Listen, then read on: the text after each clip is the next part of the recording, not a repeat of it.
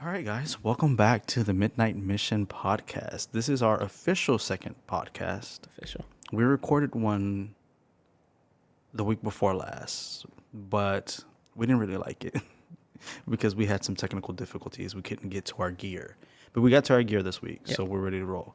Um, as always, I'm your host or your co-host, Orlando, and now I have with me. Ricardo, All right, second host. second host, second co-host. Second All right, co-host. so if you guys, just full disclaimer, if you guys hear tapping on the desk, we're sorry. We're drinking Bubbly. bubbly, Not sponsored. bubbly sparkling water. Not sponsored, but if you guys want to sponsor us, why not? You know?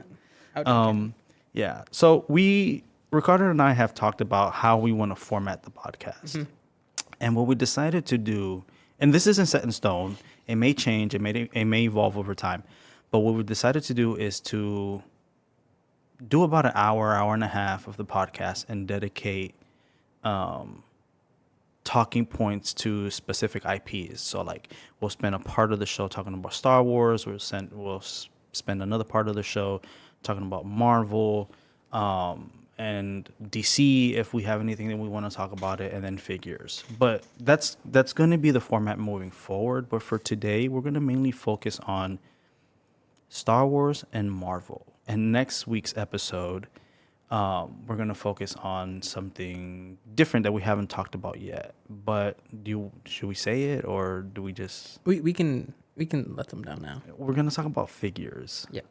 collectibles, Yep. in general. But we can talk about that next week. But for today, we're actually gonna talk about three things. We're gonna talk about the Kenobi finale, the Ms.Marvel finale, and Thor: Love and Thunder. That's going to be our focus for this week's show. So, Kenobi. It was. I enjoyed everything about it. The finale was really good. The finale was dope. It was dope. very like emotional. It was. It was like the whole fight, the last fight scene. I was just like, damn. He's like, Anakin is no more, and then you could see his eyes turn like the Sith eyes turn into it. And I was just like, damn. You know what we forgot to say? What? These are spoilers. These are spoilers. It's I not kinda spoiler free. I Yeah. mean, Kenobi's been, the finale was like 2-3 weeks ago. Yep, So if you haven't watched it, that's on you guys. that's true. Can't do anything about it. But there will be spoilers for And- Miss Marvel and and Thor: Thor: Love and Love and Thunder. Thunder, So yep.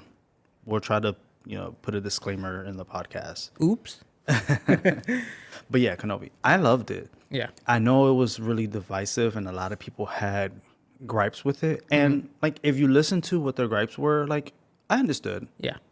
But there's no such thing as a perfect show. Of course. I mean, There are shows that have come close, Yeah. but there's no such thing as a perfect show. And I think the reason why, or one of the reasons why this was so divisive, is because people have so many emotional attachments to these characters, Yep. specifically Kenobi and Darth Vader and Anakin. Yeah. Right? So our expectations for the show are much higher Yep. Then what than, they're than what they really should be. We're talking about Disney here. We're not talking about George Lucas. And like, I think if he did these shows, they would be different. I don't even think they would be shows. I think they would be like a movie or And something. they would be movies. But let's just talk about the show, and then we'll get to the finale. It started off a little slow It did. for me, Yeah. but I still enjoyed it. I mean, because I wanted to know what was going on with Kenobi, what was Yeah. going on with him, and between Revenge of the Sith and A New Hope. Yep. Right. So I think they gave us a good look at like how he was living his life. It was kind of sad, Yeah. pretty sad. Being a butcher, taking a little bit of the. Yeah, I mean, and I know we talked about Yeah, it in the in the last first podcast.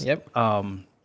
But I think the show progressed pretty well, and people, I feel like they just want action. And I'm like, I get it, you know what I mean? But it's like they can't give us everything all at once, because then what are they going to give us at the end? Yeah. Like, imagine there was more action with Kenobi and Vader earlier in the series. What would they give us at the end? Like, And it also doesn't fit like the context of like, because we know what happens in the future, obviously. right? So it makes it difficult to be like, you can't show many fight scenes because, I mean, the battle would have ended at some point between that season. Either Kenobi wins or Darth Vader wins, and Right. then there's no point of the the original trilogy. So you can't have action when it comes to them two, specifically them. But you can also have like different scenes, like we did see like the with the Death Troopers when they're invading the base. We start seeing a little bit more Obi-Wan action for those that wanted it, and even the last fight, we see more like because during this whole season, we've seen Obi-Wan without like the Force, without like with a shattered connection to the Force. Right. And at the end, he gets it back, and I thought that was really good. Like it was badass it how was he a got it really back, good too. arc, Yeah. and it was really good at the end when Qui-Gon Jinn shows up and is like, "It's about time," and I was just like, "Oh." Dude, that was pretty dope. I was just like, he came back. He's right That was there. pretty dope. I knew someone was going to show up. I Yeah. think I loved how they did. Like, I didn't expect to see Emperor Palpatine. I didn't either. That was a cool little cameo. I didn't expect to see him there. Like all the small things in there. Yeah. You know, that was dope. And, like, how can we not expect it when it's Vader and It's his master and the is- same thing with but I just didn't expect it. So I thought that was cool. Cause it's the same thing with Qui-Gon Jinn. We know Qui-Gon Jinn somehow learns to become a Force ghost, and he teaches that to Yoda. Yeah. I don't know. I think that's one of the issues. Like, you might have to correct me if I'm wrong, but from the stuff, the other podcasts and like live streams and stuff that I've watched, you know, a lot of people have said that Qui-Gon didn't finish his training and didn't learn how to become a Force ghost. That's why in Clone Wars, he showed himself to Yoda as a voice and not a body. Thing with, in Attack of the Clones when Anakin kills all the Sand people. Yeah. Like, Anakin. Yeah, so a lot of people are saying, well, this breaks canon a little bit because he never really learned how to turn, into a full-blown Force ghost, but he did teach Yoda. I don't care about that stuff. That's nitpicking to me. And I think, dude, we got to see Qui-Gon Jinn. Exactly. Be happy. Yeah. You know what I mean? Like, I know a lot of people are not going to be, whoever listens to this podcast, some people may not be happy with what I just said, but it's like, be happy with what we get. At least we're getting something. Yeah. And it was pretty freaking cool that we see him show up. You know what I mean? So it's like, I enjoyed it. Yeah.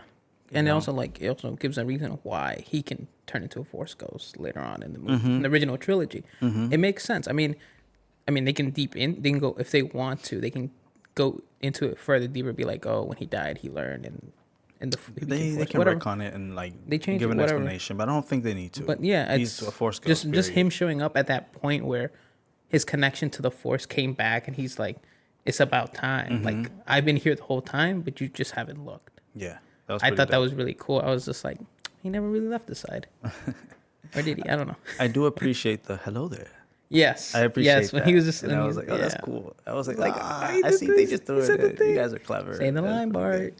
But let's talk about then let's talk about the finale then. Screw the rest of the series. Like, we talked about it briefly in our last podcast, but let's talk about the finale then. Yeah. I think it started off pretty good. Yeah.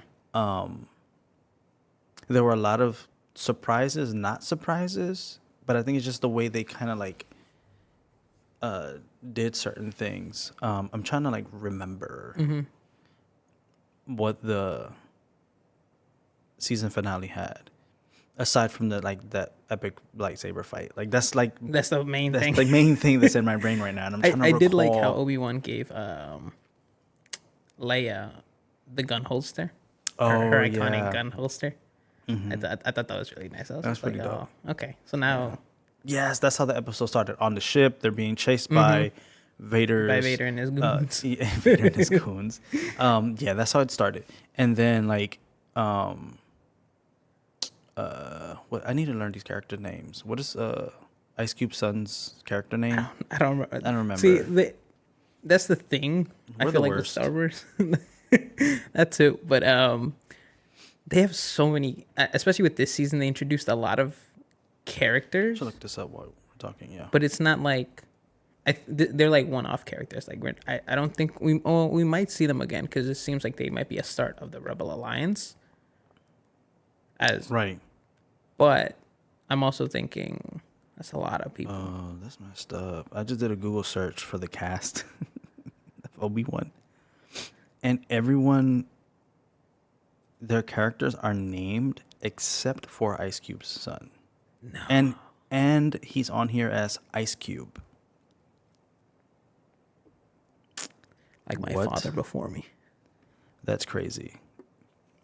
But this is just when you do a quick Google search. So Yeah. that's clearly wrong. 'Cause that's Um, not Ice Cube. That's his son.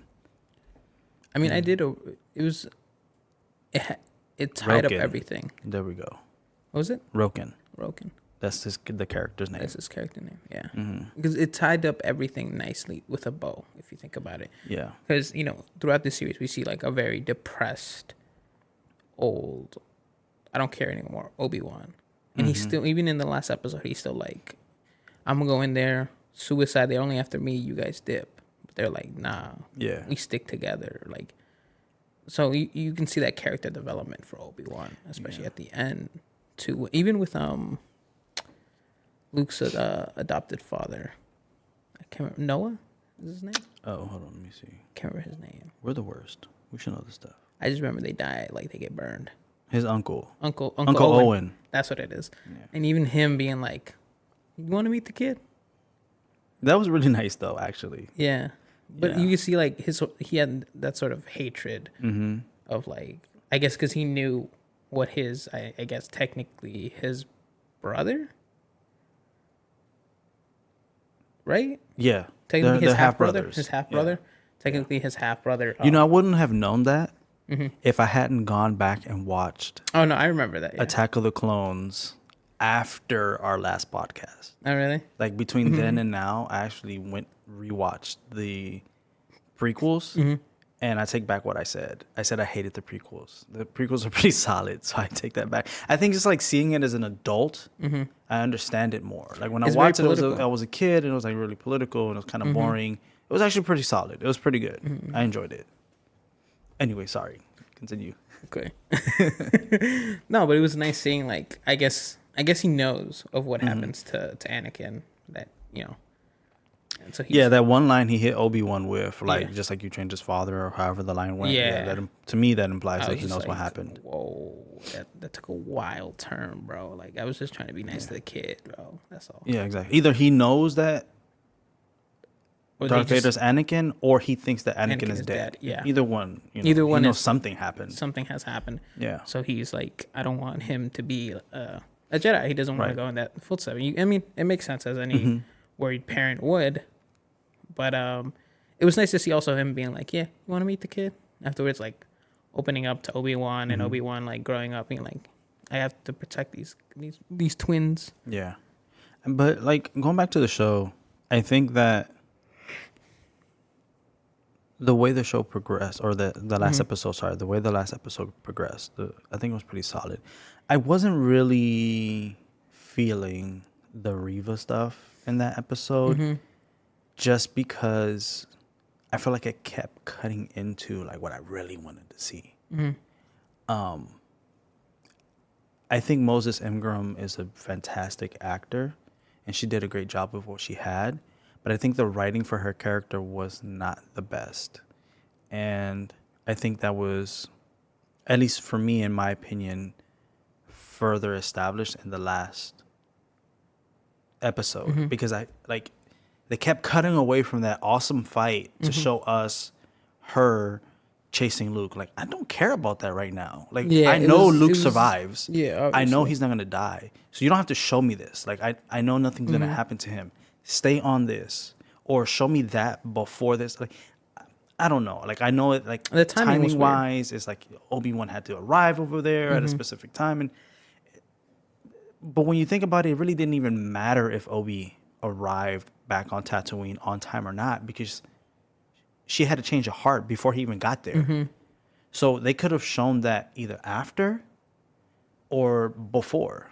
It would have made more sense after the fight. But like, I didn't really need it to be cut in between the fight yeah. scenes. Like, I didn't need that. And I felt like that kind of took me out of the fight scene a little bit, because I was hyped. Like, I was literally on the edge of my seat, and I'm like, oh, when that came up, like it kind of like really annoyed me, to be honest. Yeah, But the chemistry between the characters works well. of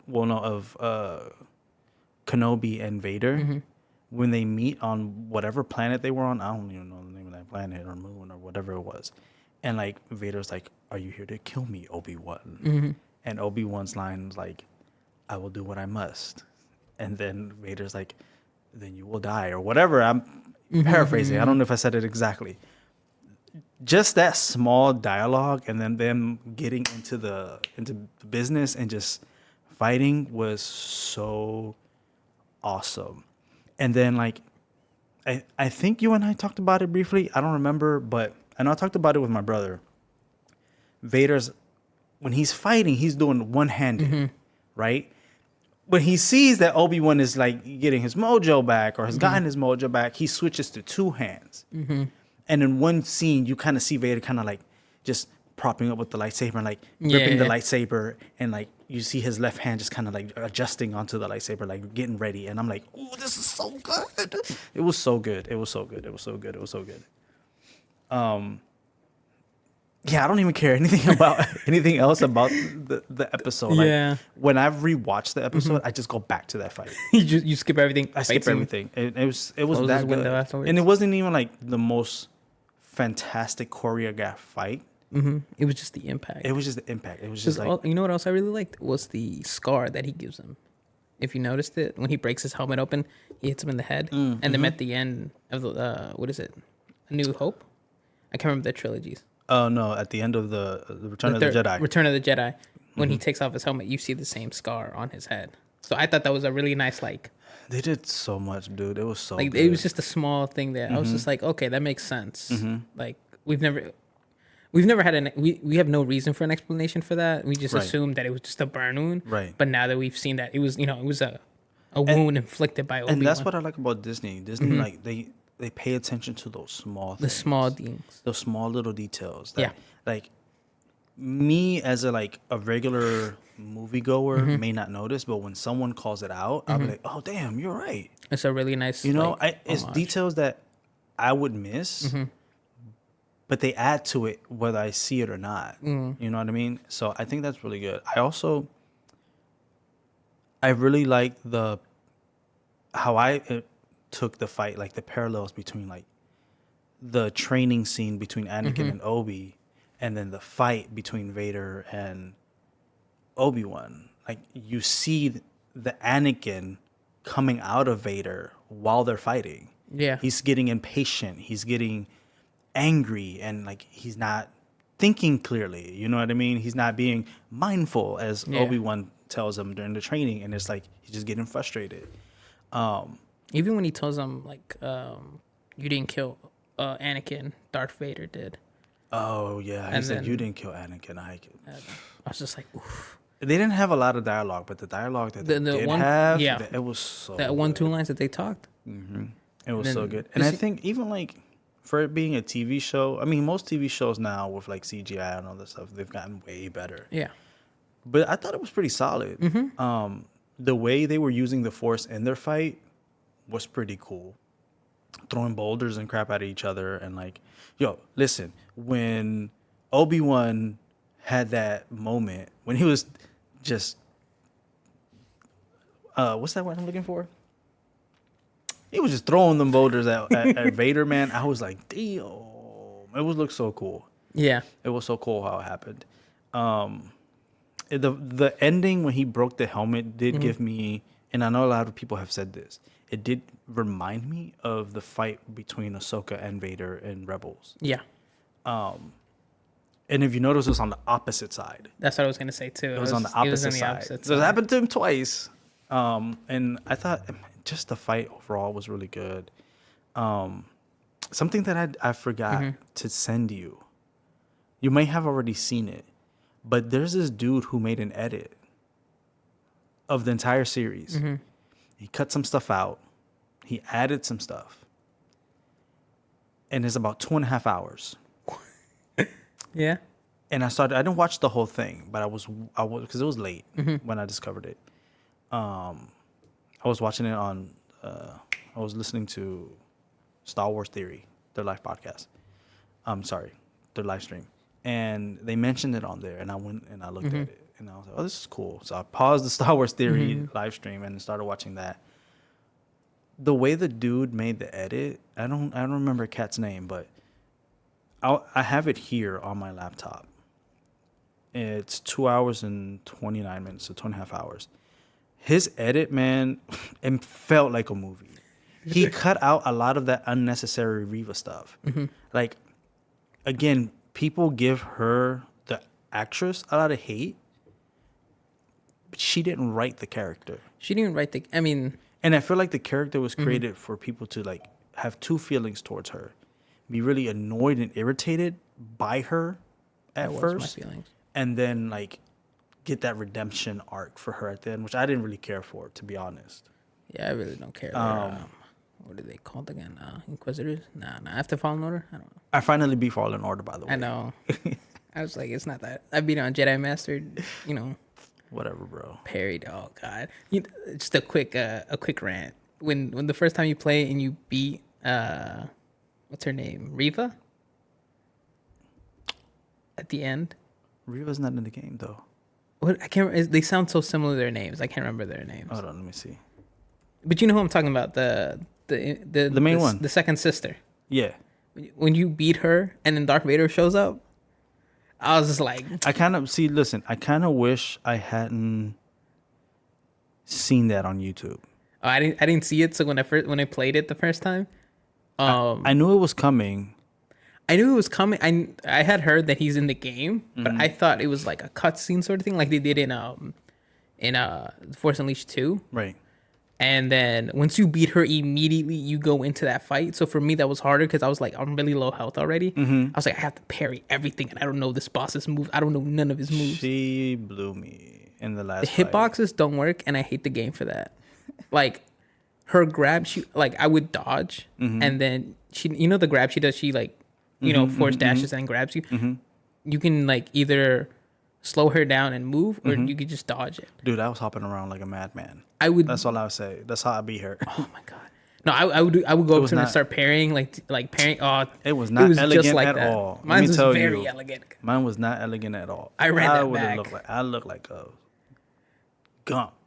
I ran that back. I was just like, I'm doing this on Jedi Master. I am not losing. No, whatever. I played that on whatever the easy mode was on that game. That's where I played it. Well, young Padawan. Okay. I was like, a freaking Padawan. I don't care. I wanted to have fun. I was not trying to stress and get gray hairs over a video game.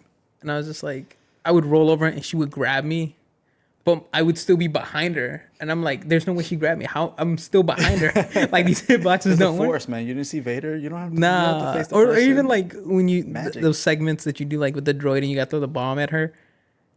I didn't do any of that. I don't know how I beat her. I just started swinging, man. Just started swinging. I will say though, the part with Vader popping up, even though I knew it was coming, like I had to pause it. I paused it, and I called my brother, and I was like, "Dude," he was like, "What?" I was like, "I'm about to fight Vader." He's like, "For real?" I was like, "Dude, I'm so nervous." I don't know why. I knew it was coming. I've seen it before. I was like, "I'm gonna call you back," and I died like 3 times. I didn't even get a chance to fight him because you do the chase scene after. It is like you do. Yeah, that's what I mean. You don't fight him. But I was just like, okay, let me say, I have to run away from Vader. Yeah, no, I was just like, I think God, I'm running away. But I do think that, and I'm kind of glad we're talking about this game, like in the middle of talking about Kenobi, because I did notice that they borrowed some elements from the game, and I feel like it was infused into the show. Like when they were in the Fortress Inquisitorium or whatever it's called, the scene where he like breaks the glass, well, that's straight out of the video game. The only thing is like Vader wasn't there. It was just random troopers. Yep. That's straight out of the game. The way he got into the fortress was straight out of the game as well. I mean, they gave it their own twist or whatever, but I wish they were a little more original with that and not like go to the game, because the game is technically canon, no? I don't. Yeah, I think so. It's canon because we see the droid in Mandalorian. Yeah. Oh, in Book of Boba Fett, technically. Mandalorian season 2. But it's in Disney World. Yeah. In Disneyland. Yeah. Like they have his saber there, so it's canon. Yeah. I mean, I guess. I mean, we'll see in the second game, because I feel like it's apparently the second game is supposed to focus more on like these experiments, the same thing that Darth Gideon was doing with the I don't know who Darth Gideon is. Not Darth Gideon. You don't remember Darth Gideon? The from the Mandalorian. Oh, you said Darth Gideon. Uh, yeah, I know who you're talking about. Yeah. The main villain from the Yeah, Mandalorian. What's his rank? He has the same rank as the guy from the original trilogy. yeah. Crap. The worst Star Wars fans. Small things. I don't remember the small. I don't really care for. Mandalorian.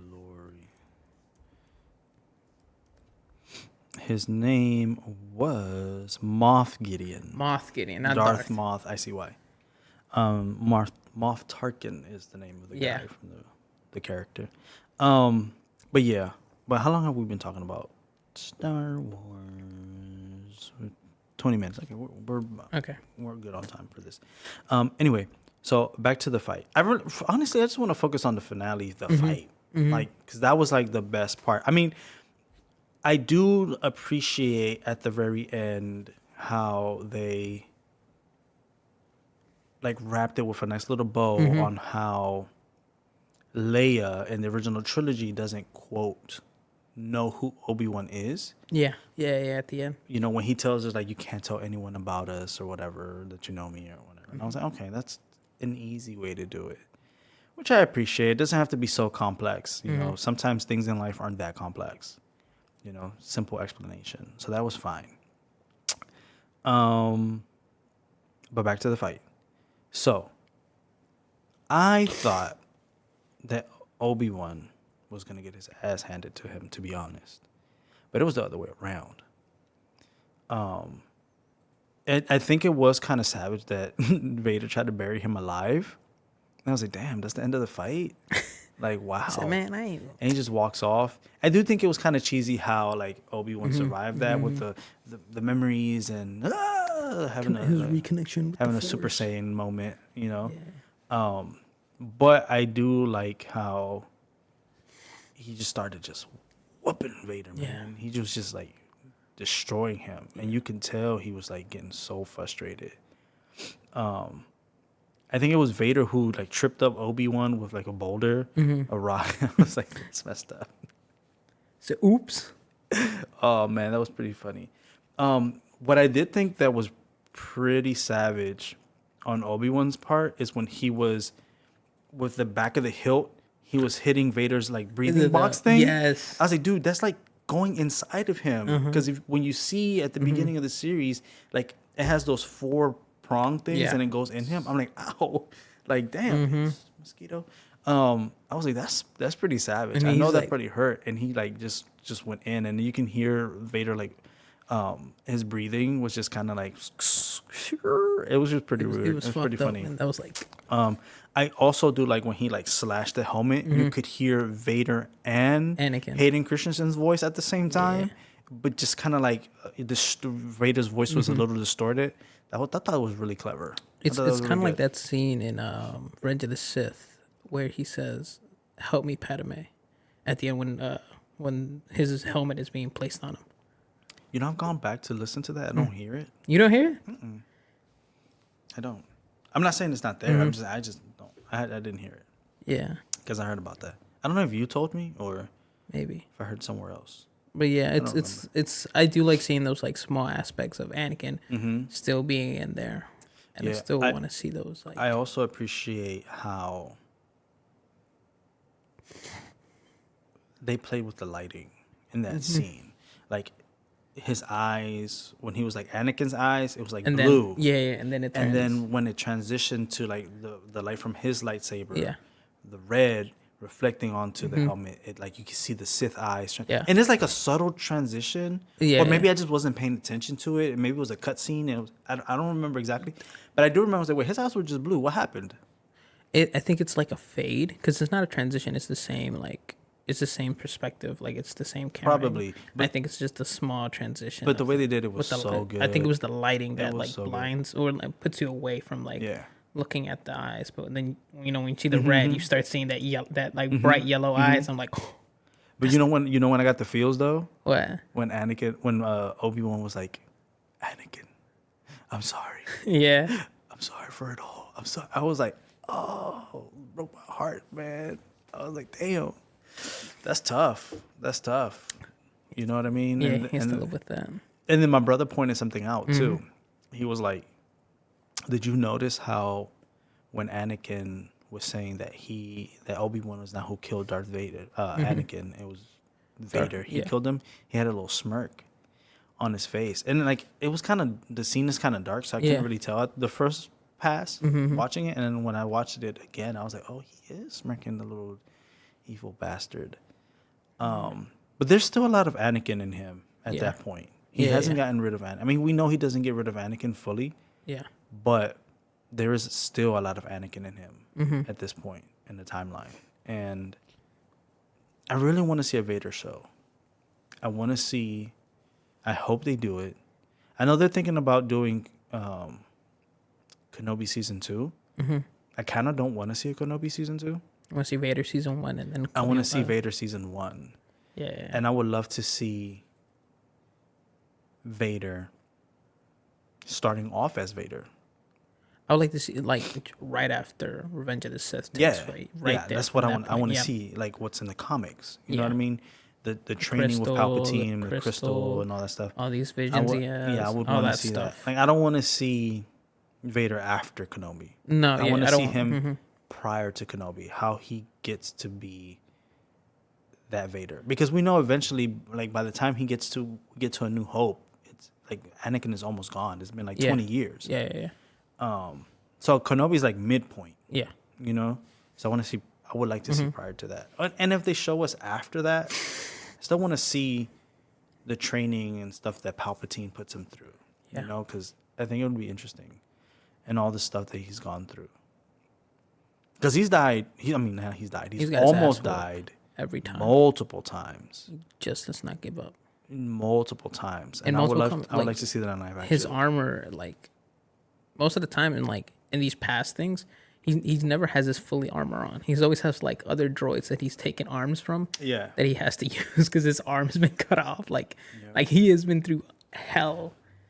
Like this whole That's thing. such a sad story when you think really about it. No, I it really mean, is, and it's like you kind of feel bad for him, like especially when, like you said this before with the Kyber crystal journey, that whole like, because he gets it from the librarian.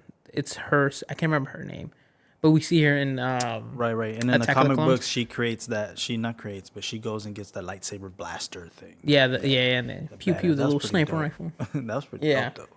Yeah, but it's her crystal that he makes bleed. Oh, for real? Yeah, I didn't know that. Because he kills her. Because he's on a hunt for Jedi still. Oh. So he kills her because she's defending the archives, obviously. Wait, why didn't he just make his own lightsaber bleed? Because remember, Obi-Wan took it. Oh, duh. Yeah. Idiot. So Of course. he's on like, because in the beginning he doesn't use a lightsaber because it's gone. He's just using the Force, just wang, pushing people aside, blah blah blah, taking their lightsabers to use. He takes her rifle thingy, and then he makes her after killing her. Obviously, he makes her crystal bleed in Mustafar. I think it's where he goes back there because that's where his Castle is. his castle is. Yeah. So he goes back there, does his own thing. But when he does it, the crystal shows him a small what if scenario. He goes back to being Anakin, and he's at that moment when Palpatine, Oh, yeah. I think I've seen that in the... I haven't read the comics, but Yeah. I've seen Star Wars Theory. He'll, like, bring the comics to life. Yeah, like, yeah. do voiceovers. and then stuff. he'll So do the I've thing, seen and him then do that. he joins up with Mace Windu. They take care of Darth Palpatine, blah blah blah. They have the Yeah. kids. He changes the Jedi Order, all this other stuff, and then That he's would like, have been so dope. it would have, and then it's his hatred for Obi-Wan that makes him realize this ain't real life, man. It's like I hate that, man. This is fake. This is all fake. I wish you guys could see how he did it. Like, he pointed. He's like, I hate that, man. He pointed. Man, I hate that, man. And so that that wakes him up, and then that makes Yeah. the crystal finally bleed. But yeah, I would love to see that. Like, I think that would be a good finale episode because then we will see the actual red lightsaber. That would be dope. And, like, him igniting the red lightsaber Yeah, for the first time. That's pretty cool. I want more Star Wars. yeah. There's a lot of things that we have in the universe, like in the Star Wars universe, that we haven't seen, specifically because as we said last time, it's only Skywalkers. And I really want them to go into other directions, like with more Yeah. Vader than Anakin, couple Mandalorians here and there, bounty hunters. Yeah, I mean, because like we that. don't know. I mean, we know a pretty good amount of Vader, but it's through the comics, but not really live action. Live action, or even the books too. I mean, the Yeah. books are just books, but yeah. Yeah, I mean, overall, I think the Kenobi series, was pretty good. I think it was a solid show. It didn't necessarily please everyone. It doesn't have to. It doesn't have to, and it's like it's the expectation that we put up as well. Like, Yeah, exactly. And I was watching, as usual, a live stream. And people were talking about it. And in the comments and the chat, I was like, what I've personally, I'm not telling anyone to do this, but what I've decided to do is just bring my expectations down. So I'm not so disappointed when things don't go, because it's like Doctor Strange. I'll give you that as an example. I know there are people out there who loved it. I didn't. Thor: Love and Thunder. There are people out there who didn't love it. I didn't love it, but I liked it a lot. But I just brought my expectations down because it's like, specifically for Star Wars, like George Lucas isn't writing these. that's true. Other people are, and we need to understand that's like he's not giving the okay. He's not attached to it like he was before when he did the original trilogy and the prequels. Or even the games. Right. Like we Force Unleashed. Yeah, we have to understand. People have to understand that like George Lucas is no longer. He's not part of it. He's not part of it. I mean, I know like he consults and he goes back and like because I think they did that for Mando. Like you see behind the scenes. But still, at the end of the day, if they don't like his idea, exactly, and it's like they're not gonna that do it. sucks. But I mean, I'll take what I get as long as it's not complete trash. And it's enjoyable, and I like it, and I can take the good out of it. I'm gonna keep watching it, and I'm gonna. No, definitely. I think it's just the fact that people are like, I want this, I want this, I want that. Yeah, because people are like, I was like, well, Vader wouldn't do that. It's 6 episodes. I'm gonna take what I get. Yeah, I mean, I wish it was more, but like, I can't stand it when people are like, well, Vader wouldn't do that. Okay, you're probably right, but. And then they own the IP, so they can make Vader do what he wants, because what they want. Like the only canon Vader is the movies. Like like when you say, oh, the comics or the books, that's still at the end of the day that isn't canon. None of them are canon. None of them are canon. Not even the Dark Horse stuff. Not even the stuff after Disney bought. After Disney bought them, not anymore. That's so there's a lot of good stuff in there. That's exactly what. So there's always that split in Star Wars fan. It's the main continuity and the I forget what they call Legends. Legends is what most people go to because as it's all the Dark Horse stuff. It's all the other comics that we've seen, all the books and all that stuff. Wow, the Disney version of it only reaches a certain point of it. Yeah, but like I said, overall, overall it was good. It was really good. It was good. And if they give us a second season of Kenobi, even though I would prefer season one of Vader, I'll take it because that just means Vader's going to be in it. Yeah, hopefully.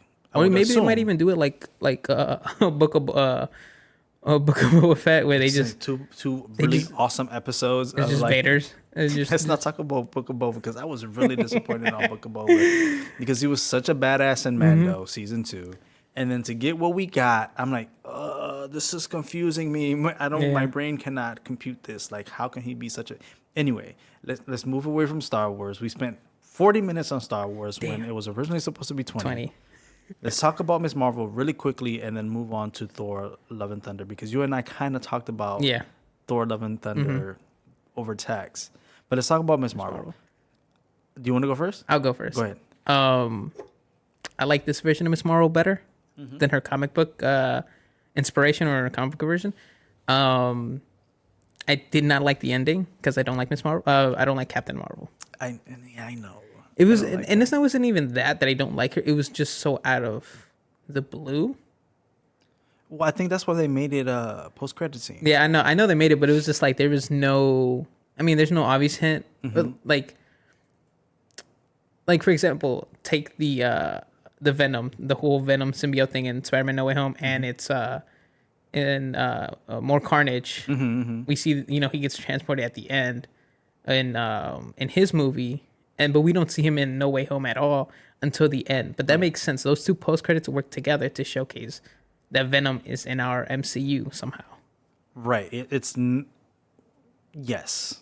right? But Which is interesting how they did it. yeah, and I really like that. I mean, It's not comic book accurate at all, it's not. but it's interesting though. It's very interesting, and it's like unless there's, I don't know who else is gonna show a post credit scene with like this, because it feels like this is missing a big part two to it.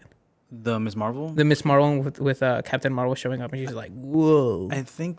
Well, Ms. Marvel is going to be in the Marvels. In the Marvels, but that so that's doesn't come why out. I think that's why they did it that way. I don't. Yeah, but I mean, but I think she's coming back in Wakanda in Black Panther 2. Who? I'll explain that after this. So Okay, because I was like, I don't. because okay, so really quickly on that, because it does connect to Miss Marvel, because Miss Marvel's whole thing is that she's an Inhuman, just like the Inhumans we've seen in Black Bolt, Medusa, all these people. But are they going to refer to her as an Inhuman? I think they're just going to. I think they're getting away from Inhumans and just going straight into mutants because they haven't said Inhuman. So they've either said enhanced, and then they said so far mutant now. Yeah, and then they played the little X-Men thing, and I was like, so I thought that was really nice. I thought that was such a good touch. I was like, wait, what? Did I just hear that? I had to rewind. I was like, wait, did I hear that? And I was just like, let me put that back when he said that. But no, the reason I say Inhumans is because a character that we're going to see in Black Panther 2 is Namor. Right. And he is a mutant. He's a mutant prince. Not mutant prince, Inhuman prince of our... Mm-hmm. And which is going to introduce... Oh, so you think... So do you think... I know we're talking about Ms. Marvel, but do you think they're going to introduce Inhumans with Namor, or they're going to keep it as a mutant? I think they're going to introduce Inhumans with Namor and Black Panther 2, because the Marvels come out when it's later on.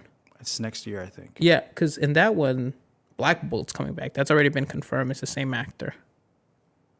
The dude from Doctor Strange. That blew his brains out. Yeah. Okay. It's gonna be his own brains out. That's crazy. So okay, hold on.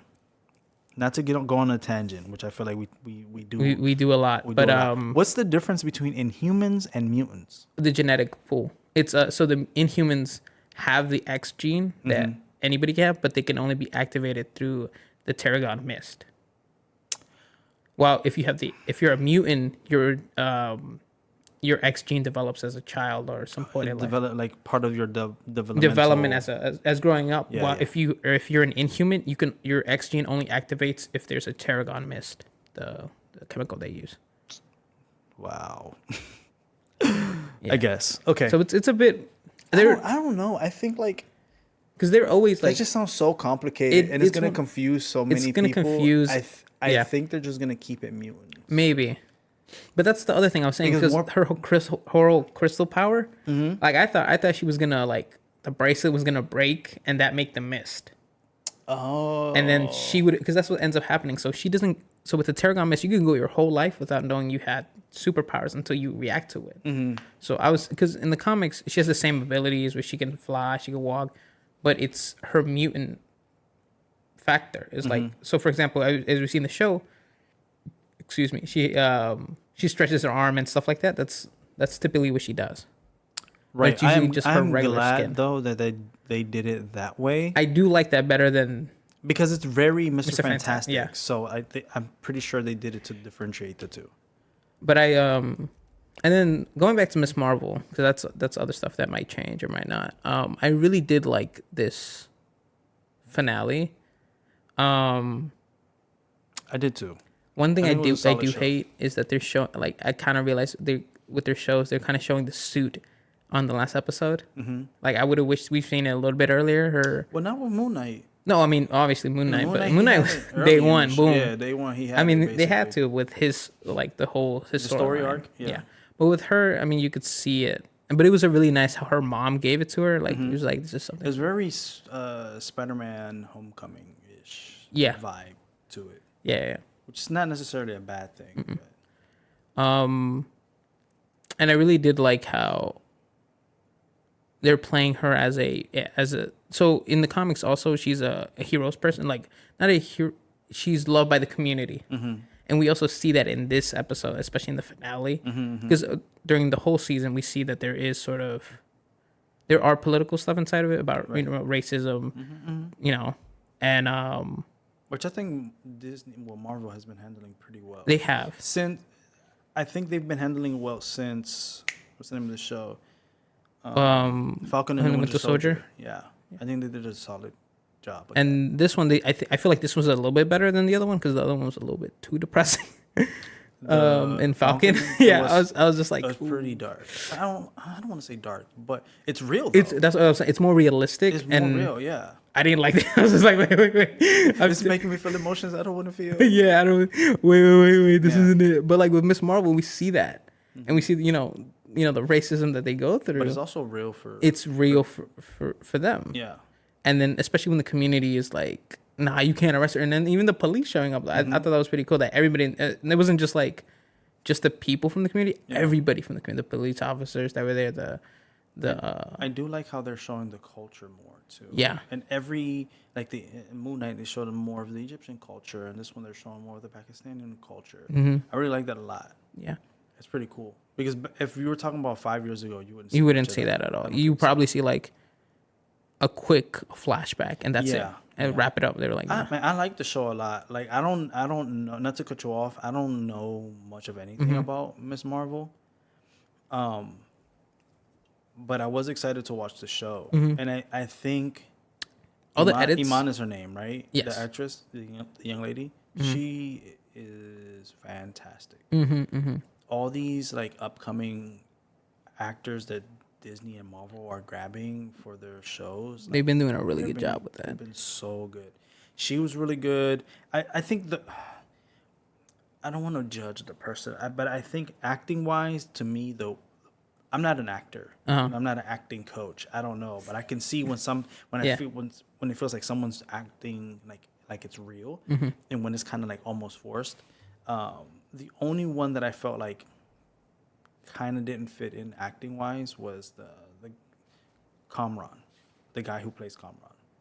I felt him a little. I didn't like his character. I think it's because of the acting, bro. Maybe that's why. But I don't think anything wrong with the character. I think it was the acting. The portrayal of the character. Here's another thing I didn't like about Ms. Marvel, and it's not a bad thing. It was kind of like. So I did like the little flashback where she goes back. Dude, did she go back in time? Is that what happened? Like, I need to understand that. No, she physically went back in time, right? She is that light that happened. So it's like, I don't. Right. So she physically went back in time. So the freaking bangle thingy can time travel. Yeah, but I think it needs the connection with the whatever, I can't remember their names. The other dimension. Oh, yeah. We should really do our research before we start. we should have names and stuff. But that's the thing. They were. I don't remember them. We're not experts at doing podcasts. It's a new thing, bro. I don't have my handy dandy notebook. I'm trying to look for the names. And I thought it was weird that they were there and they were there the whole time. And they were just like, we've been looking for the bracelet. And I was just like, it doesn't look like I've been looking for the bracelet. Yeah, I wish they explained how they didn't age. Yeah, I wanted them to go a little bit, but obviously they got their ass whooped and everything and blah, blah, blah. It's only a couple episodes. The thing that I didn't understand is how Kamran got his powers. Because she passed it on to him. So she had powers? The mom, when she... this is what I got from it. So when the mom, sacrifices herself... Right. I'm guessing she has... because they're a certain race. Because they're different. They're not humans. Because they're from different dimension. Yeah, so I don't remember what they're called. I'm looking for it. No, Degens or something like that. Because I remember they talk about the... That's what people on Earth and... Yeah, but that's what they are. They're like some sort of mythological creature or... no, clandestines. Yeah, there you go. I can't even say it. Clandestines. So I'm guessing they have some sort of maybe power transfer or something. I don't know. We haven't really gone into them. And I kind of wish we did a little bit more because that would explain how we got the powers from that. Oh, the clandestines are a group who claim to be jinn that were exiled from their home Nord dimension. Their presence on Earth is tied to the background of series protagonist Kamala Khan and her family. Oh, this is just a little back. Yeah, but that's what I'm saying. It was kind of weird. Okay, this was probably just updated recently after the Ms. Marvel show. Yep, they appeared in the Disney Plus series Ms. Marvel. Okay, so it was just So there we go. But I mean, overall, I definitions, really people. enjoyed the show. I did too. I like the animation on The small the texting things, and yeah, stuff. all Like the that stuff was really effects, cool. the effects, lightings, yeah. the small things like when she has the little, like, especially in the first episode when she got the little hearts, the neon sign turns on. Yeah, that was so the small dope. things. I Just love little that. small The touches. camera angles are really nice in this. Well, there was one episode Mm-hmm. that I think it was episode probably 4 that I did not like the cinematic look of it. I did not like it at all. Which episode was that? I'm trying to think. I'm looking for it. It's called Seeing Red, I think. Oh, when it's they the meet one where the, she gets to Pakistan and she sees the guy from the Red the- Daggers or the whatever red, it's called. yeah. I did not, and I thought it was just me, and like my brother watched Mm-hmm. it with me, and he was like, "Dude, why does it look so weird?" I'm like, "Right? It's like the cinematography is different for this episode. Mm-hmm. I don't know what it was. Maybe I'm tripping, but I didn't like it at all. I really didn't like it. It was like a lot of like wide angles and like weird Yeah. close-ups and stuff. So I didn't like it. Other than that episode, though, all the All the other episodes episodes. cinematically were pretty good. Yeah, I mean, I think this is an overall good series. It did well. I think it even set like a higher bar to some degree. Oh, it was a different director. I mean, the show has 1, 2, 3, 4 different directors. Damn. But the 2 episodes that I liked the least were directed by the same person. Damn, that's wild. Cinematically, I was like, this looks a little different. I don't like how I'm not feeling I'm gonna need you off the island. You've been So like voted out. episodes 1 and episode 6 were directed by the same 2 people. Exactly. That's why they were like the best ones. Episodes 2 and 3 were directed by one same were. person, and then episodes 4 and 5 were directed by another person. And Yeah. that's why I liked 1, 2, 3, and 6. I wasn't really feeling 4 and 5. That makes sense. That makes a lot of sense. But I mean, overall, it's a good series. If you haven't watched it, I would recommend just watching it all. Yeah, people should definitely watch it. It's really kid friendly. It is, and it's very, you know. Because Moon Knight was a little darker. Yes, it was. And I think Ms. Marvel was bright and colorful, but in a good way. And yeah, You know, it like fits my with the son, pop like culture. he really, it fits within like current culture. yeah. You know, we see like all the things they're talking about. It's more modern than Moon Knight, to say. I mean, it also it's like Egyptian stuff, but like Miss Marvel was overall, I think, one of the, you know, better overall series that has come out from like Phase 4 compared to like Hawkeye and Captain and the. I think so too. I think just even like the look of it. I mean, Moon Knight isn't to me. Yeah. In my Category opinion, on its own. It's in a league of its own. I think story wise, the look of the show, everything was better. Everything. I mean, that's not to take away from Loki, Falcon and the Winter Soldier, WandaVision. Like those were good, but I feel like Moon Knight and Ms. Marvel to me have been the best ones so far. And people can disagree, and that's fine. You know, we all have our own opinions, but I think that I'll fight you. it was a really good episode. Yeah. I mean, really good series. Let's move on from Thor: Love and War. Ms. Marvel, and let's talk about So Thor. I will say one thing Love off the and- bat. What? I love the movie. Right? In the we talked about this. we talked about it. I love the movie, and I really love the Guns N' Roses references. Like That's probably why you love I the think movie, that's to why I be was like, you honest. know, so so- biased. there's no like when they played Paradise City, when you get to new Asgard. Like they played 3 songs. It's obviously Welcome to the Jungle in the first one in the beginning Right. of the movie. Wait, hold on. Time out. Like, you guys can't see us right now. But I'm wearing a Kiss But shirt, we're talking to someone who has a Kiss shirt A Kiss and hat. a Kiss hat. matching hat too. Matching It's purple hat. hat. Yep. It says but anyway, so you know, big rock and roll fan. Yeah. I like that. I mean, the 3 like so. And here's the other thing. This is like a little rock thing. The songs they played, the videos that when they came out, they fit so perfectly with them. So you know, Welcome to the Jungle makes a lot of sense. Rebellion, fights, blah blah blah. The beginning of the intro, Paradise City talks about like a new haven, new Asgard, and then we get the solo piece from Slash, who did a really good one in November Rain at the end of the movie when he gives everybody spoilers, he gives all the kids the power I of thought Thor. that was so cool. That was very Shazam. But it didn't make sense because he was using Zeus's thunderbolt, Yeah. which I was like, wait, how do you How does that work? I guess because because technically he has Odin's powers. Yeah, but it's two different gods I from d- two see, different mythologies. maybe, I don't maybe know. it's that. Maybe my brain. Anyway, okay, we're But getting like ahead of ourselves. November Rain, like so the music. It's just a small thing. November Rain is just Thor and Love and Thunder. If you look at the video, exact same story. Like the video they did for Guns N' Really? Roses, it's the same thing. They fall in love. He meets the lady. She dies. He buries her. Same thing. Like, a small thing I really like. So what Guns N' Roses has did recently, if you go on all three of those songs right now on YouTube, they put at the bottom.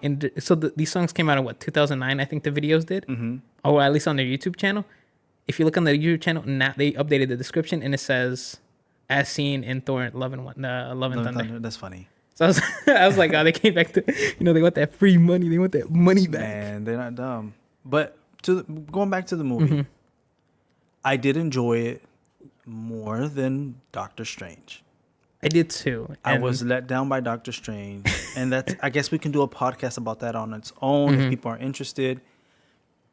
But I did have I don't want to say issues, but I had there's a lot of minor things that I flaws. was like, Yeah.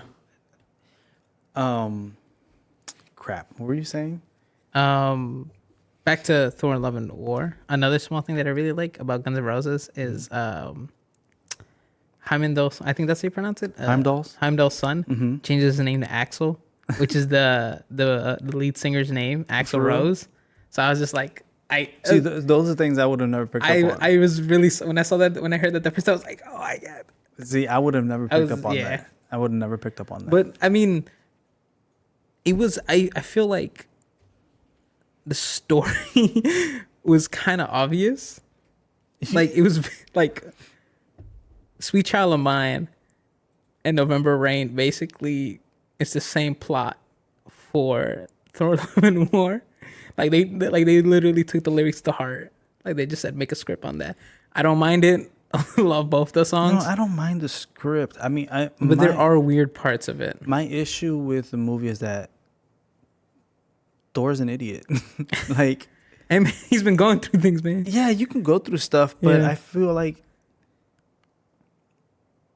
I don't know, man. I feel like there should have been an element of a little more seriousness to him. I think he should have been a hybrid of like first Avengers Thor and like Ragnarok Thor.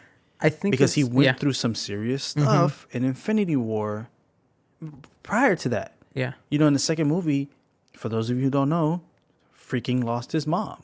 Yeah. You know what I'm saying? In the Ragnarok, he lost his dad. He lost his Asgard. dad and Asgard.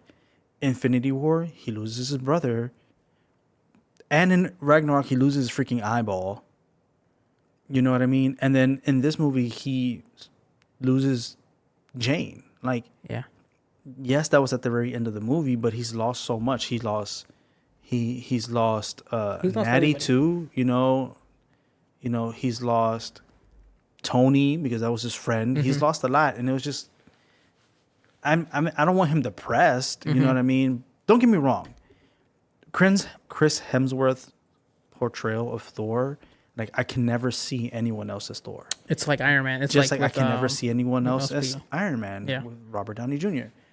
But I feel like he was just a doofus through the whole movie. It was get what you funny. mean. I laughed. You know what I mean? Like, okay, the very beginning of the movie, right? They're on this weird planet with these people. And he's with the Guardians. And he's like meditating or whatever. He is Stormbreaker in the ground. And he has Stormbreaker in the ground. First of all, how can Stormbreaker grow roots? It's Groot's arm. Yeah, but it should be dead. Nah, it should be it's dried it's because it's sentient. sure. Because it has the Bifrost and the magic within the roots, so it's living. Oh, there we go. That's the explanation of Boom. how, I guess. Anyway, like, okay, I thought that was funny. whatever. But my thing is like, he goes. They're like, we need your help to win this battle, whatever. And he goes and helps them.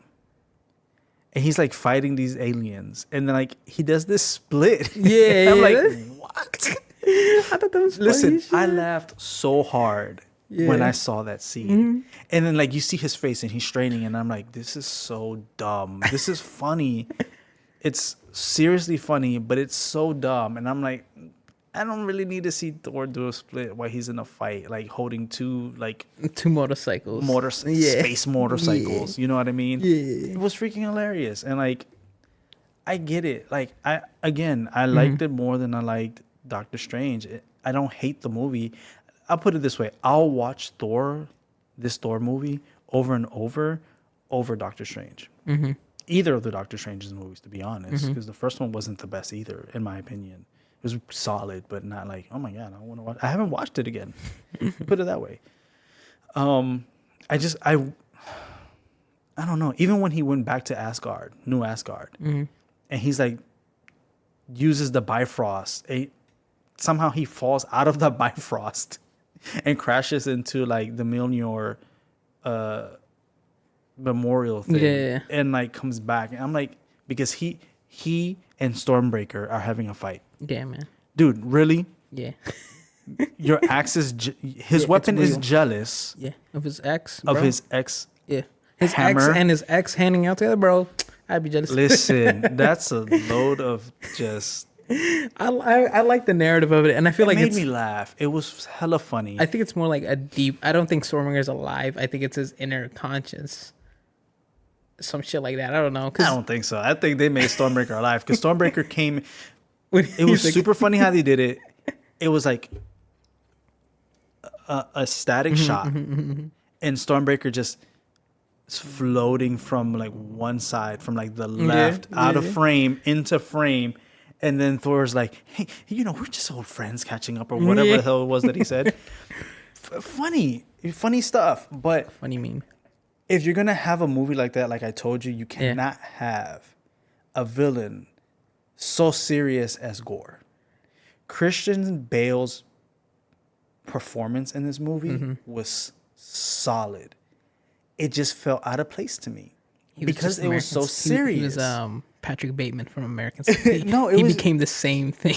Listen, I haven't seen that movie. I told you. I don't know what you're talking about. But I believe you. And I'm like, he just he was did missing such his a dancing. Good job. When he killed the first god, he should have danced, and it would have been exactly like American Psycho. Dude, that is the only god we see him kill. Yeah. We don't see him kill any other gods. We hear that he's killed. Yeah, we've seen the damages, but we haven't seen him kill. Even that felt a little CGI wise wasn't like the best when he killed the first god. It looked a little weird. Because that god was like so much bigger than him. Yeah, like a freaking giant. So it was a little off. And like even his performance in that scene when he's like, begging to his god, he was doing such a good job. But the rest of it just felt like a joke. The rest of the movie felt like a joke, and it just, to me, in my opinion, just felt his performance felt out of place. Not saying that his performance was bad. His performance was great. It just it felt like such a serious tone to his performance in a movie that's like literally a comedy. And I see what you're saying, but the way I saw it was like, because he was so serious, the whole it was good acting, and if to them it's to put in simple terms, they're kind of like spitting in his face, which they kind of do to Gore. Right, and I think that's what a lot of people had issues with. A lot of hardcore comic book fans had issues with that. Like, if you hear what they say, I enjoy these Marvel movies. I'm not going to pretend to say that I have always been a comic book fanatic. No, I rarely read comic books. I used to watch the cartoons as a show, the X-Men, Spider-Man, Iron Man, and Batman, Superman. I've never really understood like the hate. I actually like this. So I've read the comics, right? But I'm not like, this is wrong, because in the comics, Gore has his whole family, not just his daughter. I don't mind that small change. Those little things I don't care about. Or even this. The only thing I was kind of disappointed in was about the sword, because I actually and this is the ending of Thor. We see Jane in Valhalla, right? I didn't think, I was like, there's no reason to show that. We know she's there. Like, I don't understand that aspect of it, right? I thought, I'm going to say why that's interesting to me. And I kind of mentioned it to you, but I'll let you finish your thought and I'll come back. Because I thought the post-credit scene was going to be the Necro sword turning into symbiote. Because that's what it is. Which symbiote? It's a part of a symbiote. Like Venom symbiote? Yes, like Venom symbiote. I did not know that. So quick thing, the Necro Sword is the sort of Null, the king of all symbiotes. Oh. He's like the all black. I think that's what they refer to him, and he's the God Slayer too. He kills God. Blah blah blah. Okay. He's the guy that kills the what's his name? One of the Celestials, and I think it's on Guardians of the Galaxy 1 or 2, where you see his head floating in space. Oh, Nowhere? Yeah, Nowhere. He's Yeah. the one who He kills. he's the one who Okay. cut that man in half. Damn. So, because it's symbiotes, I thought either like a part of the Necro Sword was gonna be all gooey ooey. Oh, that's why he has all that black stuff coming out of his mouth and stuff. Oh. So I was just like, oh, maybe we might see a little bit like, Right. and then like maybe like I don't know, maybe some of it was on Thor's cape and it falls off and it wiggles off somewhere else. So I was like, oh, It's not on Thor's case. But they already introduced the symbiote in Spider-Man. that's what I'm saying. But we see like a small bit. So that's what I was thinking. It was like it's another small bit that's And gonna it's like combine? and make it. So that's what I thought the ending credit. Right. Just because I knew what gore and what it leads to. But the whole thing with Jane, and you know the other thing I really like was the continuation of all religions are real in the MCU, especially with Moon Knight. How it's like you just gotta believe in it and it's real. And then we see that in what is it called? Their city, Omnipotent City? Omnipotent City. Every god's there, Yeah. and I thought that was cool. What's the name of that? The rock guy, Korg? Is that his name? Korg. Korg? He's Yeah. like, would my God be there? No, and he's It's freaking hilarious. I mean, listen. it was a good movie. I did think some aspects of it, like you said, we needed to take it more serious, especially with this type of villain, and even how the movie plays out with Jane at the end, obviously dying from cancer, Right. which I thought was kind of weird, because that's the other thing. It's a switcheroo. Like the more she uses the hammer, the more she gets cancer. In the comics, it's the other way around. The more she uses the hammer and stays in Thor, she's like good. Yeah, I did read that. I did read. I didn't finish it, but I did read the I didn't like the timing of it. Oops. See, because that's the other thing, and I hope we get to see Thor become Odin's son. But isn't he already? I mean, that's his name is Odin's son, and then Thor is just a title. No, I know. Yeah, but I want to see him. I want to see him used, or as in his case, what is the Thor Force? It's not the Odin Force anymore because Odin's gone. But his own, especially with his daughter, both his adopted and real life daughter. Love. So I thought that was cool. I thought that was really nice. When you told me that, I was like, oh, that's dope. Okay, but hold on. So Thor is not his name. Thor is not a name; it's a title. Odin's son is his name. Is his biological name. When he came out the womb, they were like, that boy, Odin's son. Wow. So that's why Valkyrie kept saying to Jane, you are a Thor. Thor, yes. Because on the hammer it says, whoever wields this will wield the power and be known as Thor. Oh. Okay, so that part right there, what you just said, when he was talking to Mjolnir, or however you say the name of the hammer, and he enchanted that hammer again to protect Jane, I thought that was such a cheap way to do it. I thought it reminded me of like when you call your ex when you're really drunk at 3 a.m. Yeah, Be like, like I miss you. no, it was just such a cheap way to do it. Yeah. Because like when Odin did it in the first Thor movie, it was like a serious, like he banished him, and But I all think that the stuff. context also works for the Thor, because I mean, for Yeah, Odin, the context for Odin. for Odin, he was just like, bro, you've been partying, you out here doing all this weird, get out. It's just like when your parents kick you out. Yeah, I mean that worked. They should. I feel like they should have found a way to make it work. If that's the way they were gonna do it, I don't think it should have been like a flashback scene of should him have been just staring like- at her while she sleeps or whatever it was she was doing. I'm like, oh, that's so whack. Can I just say though, the MVPs of this movie were those damn goats. Those goats hollering the way they were hollering throughout the movie. They did it a couple of times, a few too many, but they were funny every single time. Yeah. Every single time. They were freaking hilarious. Yeah. They're just walking by, and I'm like, I don't want them to come in and interrupt. But overall, like I said, the movie was funny. It was hilarious. But back to the point where you were saying that one of the post credit scenes was that we saw Jane and Jane Asgard. and Valhalla. And Valhalla, yeah. It didn't make sense to me at 1st, right? And then at the end of after that, you see that it says Thor will return. I was reading an article that said that neither Chris Hemsworth nor Taika knew that they were going to add that. So they saw that at the premiere with everyone else.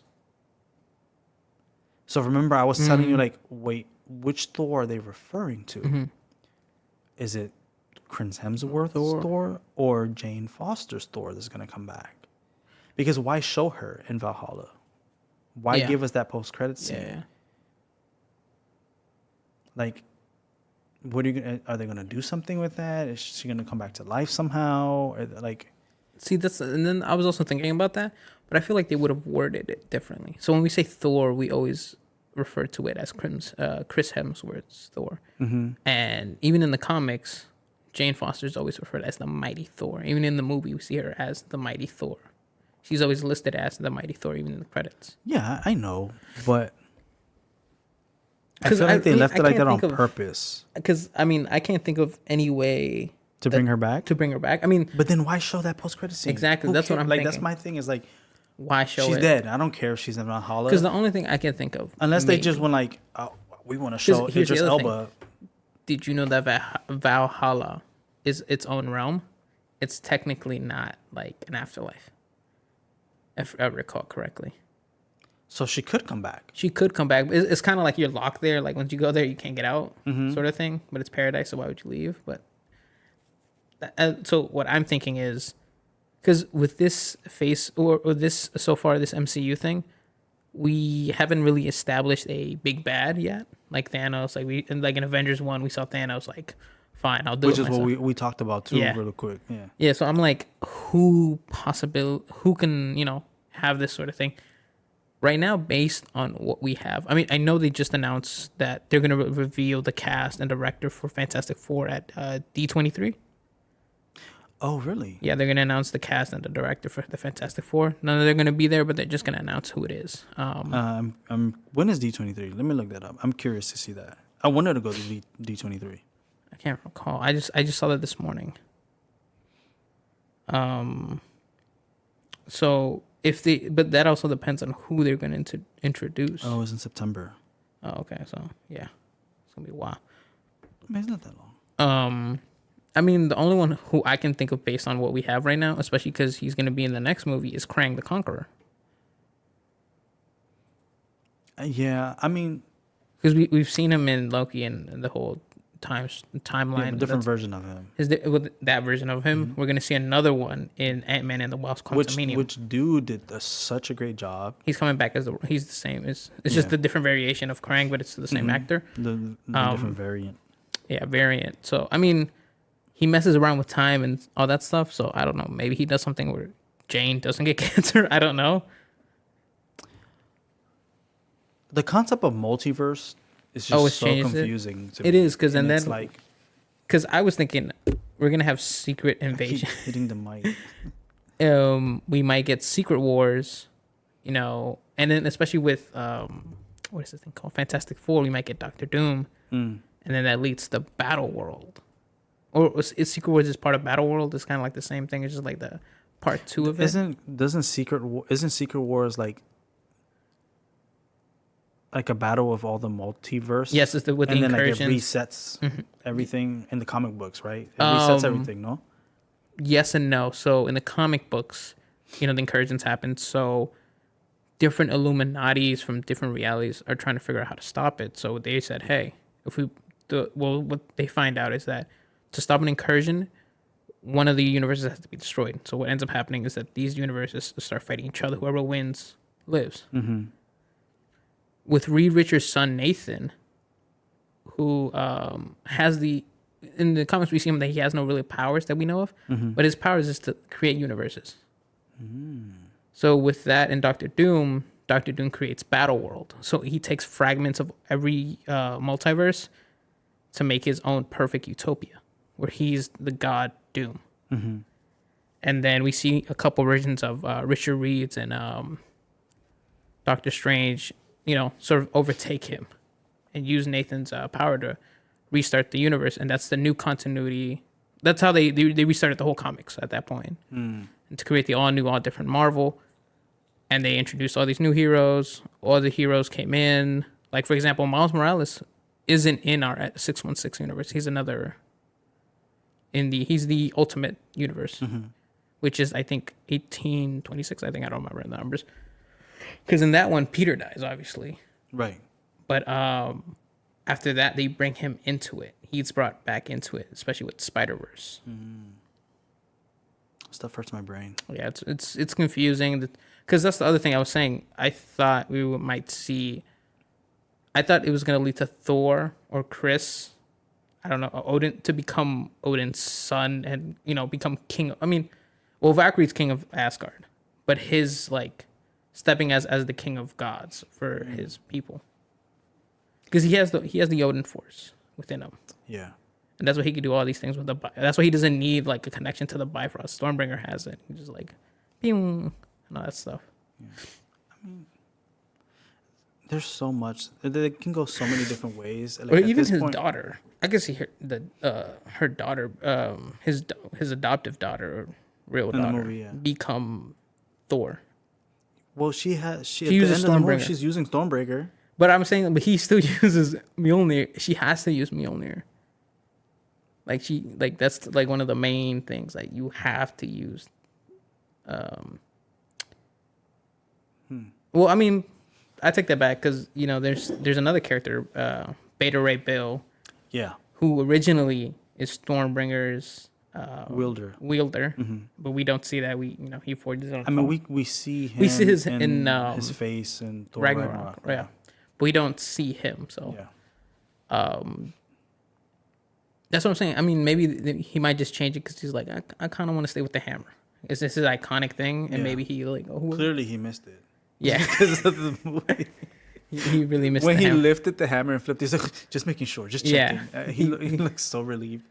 I do like how Jane used the hammer in the movie, though. Oh, how the little shattered piece. I did like that. That was really cool. I was just like, whoa. That makes a lot of sense. And it comes back. That's pretty dope. Overall, solid Marvel movie. I wouldn't put it up there with the likes of Infinity War. No, but it's one of the better ones of this phase. It is one of the better ones of this phase. I think the top one for this phase, for Phase 4, has been Shang-Chi. Yeah.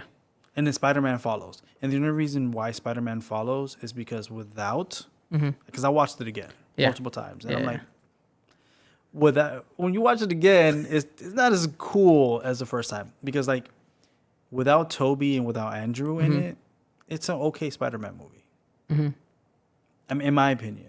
I think that's the one we saw together. Right? Yeah. That's if it wasn't for the hype of seeing Andrew come in through that portal, and seeing Toby, the Green Goblin, and seeing Doc Ock, hello, Peter, it would have been an okay Spider-Man movie. Yeah, it would have been a Thor. Yeah, Love and Thunder movie. But because those actors and those characters were in that movie, it slots in as second for me. Shang-Chi is the first one. Eternals is not even on the list. Eternals is the little doorstop that I'm using to hold up the list. That's what that is. Eternals was so bad. If you loved Eternals, turn off right now. Good for you. I'm glad you loved it. It has people who loved it. I did not enjoy it. I felt like it was one of those Marvel movies the only Marvel movie actually that I forced myself to watch. For me, Eternals was just they don't play any role in the comics too, by the way. Same thing that they do. They're just there to set up things, and they didn't even set it up right. What did they set up? Blade? Well, in the comics, they're supposed to set up X-Men. No, but I'm talking about in the movie. In the movie, all they set up is Blade. And I was just kind of that was a post-credit scene. Exactly. And we don't even get to see him. We just hear him. I would have loved to just see him. Or even the glasses. I don't even want to keep my hope. I'm lowering my hopes and my expectations for Black Panther. I'm lowering my expectations for Blade. So I can enjoy these movies when I go in. Yeah. I just want to turn my brain off and just have fun. That's what I did with Thor. I turned my brain off, early in the movie and just laughed, I really love the enjoyed movie. it, and I'm like, dude, like I said, I'll watch it again, Yeah. but I have to disconnect my Yeah. logic chip in my brain and like just watch it This for just what don't it make is. sense. And it's just like No, yeah. it was a funny movie. It was a solid movie. The action in it was pretty good. The CGI in it was pretty solid. Better than Doctor Strange, for sure. I really did not like Doctor Strange. Doctor Strange was so. It's not as bad as Eternals, but it's down there. It's down there, and for me, visually, I really don't care. Like, not that much for it, because it's a Doctor Strange sort of thing. Because they always do these wacky things in Doctor Strange, like the push out the body, these weird mystic circles. There's always like a lot of Which effects. I don't mind. I don't but it's mind just that. I like- think what bothered me a lot was the narrative and the story, because it made it like all these other things really weird. Like it should have been a Disney Plus series it should have, and it with should 10 have episodes. it should have came out, or like WandaVision. You know, it obviously has a lot of connections with WandaVision, Yeah. but it's so far. Like WandaVision came out when Disney Plus first started. Like it was one But I of the think first we series. got to blame COVID for that, though. That's a COVID thing, but also like at the end of WandaVision, you know, it's because she's going through the stages of grief. At the end, she finally gets over it. I don't mind that. That sets up her character as a Scarlet Witch, as a potential hero. I don't know what happens in that between that and where she's just like, all that stuff. I don't even care anymore, man. F you guys. I F just want my that. kids. I just want my kids. Even though she just went that whole like losing the kids, making the kids, all these other things, and yeah, then it's, at the end, and at the end of WandaVision, she seems like I don't want to say redeemed, but she feels bad for keeping those people hostage. yeah, like she's realized her mistakes and shit. Unless she was pretending. I think it also has to do something with the dark hole with the book, but I kind of felt like that was such a because of the user of the book gets yeah, corrupted gets and whatnot, corrupted and or I'm just whatever. like, right, because when she was using the book, was she looking for her boys, or she just so happened to hear their voices, and then that's what. Like, I wish they had explained that a little more. and then you know what would have been the most simple solution for this whole thing, just for America Chavez to find a reality where Wanda dies and just place her in there. Just be like, okay, you want your kids?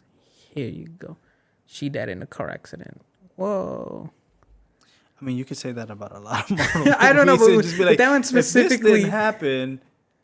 with this do this. specifically, I was just like, okay, I get it. Grieving mom, and then they could be like, oh, this is reality where she doesn't have her kids. But to be devil's advocate,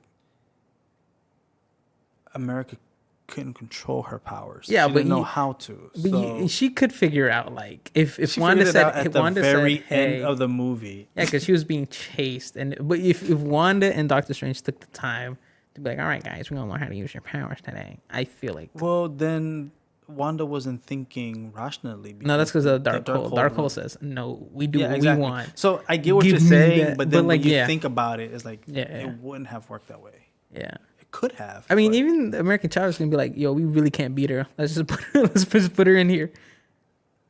But yeah, I think it was. These movies are just lowering my expectations for Black Panther, and I love the first Black Panther. man, when Black Panther one came, I was Listen, so that hyped. Black I was like, Panther, "Let's the first go." one, Second favorite hero, was or like in the top 3 favorite heroes. I gotta put it up there with like Winter Soldier, Captain America, Winter Soldier, Infinity War, Endgame. I really liked it. I liked the I whole really movie. love that movie. Like I literally, it's the only movie that I have ever gone to the movie theaters like 4 times and paid to go watch. I watch that like whenever I get bored. Like I love that movie. I love that movie. Chadwick There's one thing I hate Boseman about- broke my heart, man. When he passed away? dude.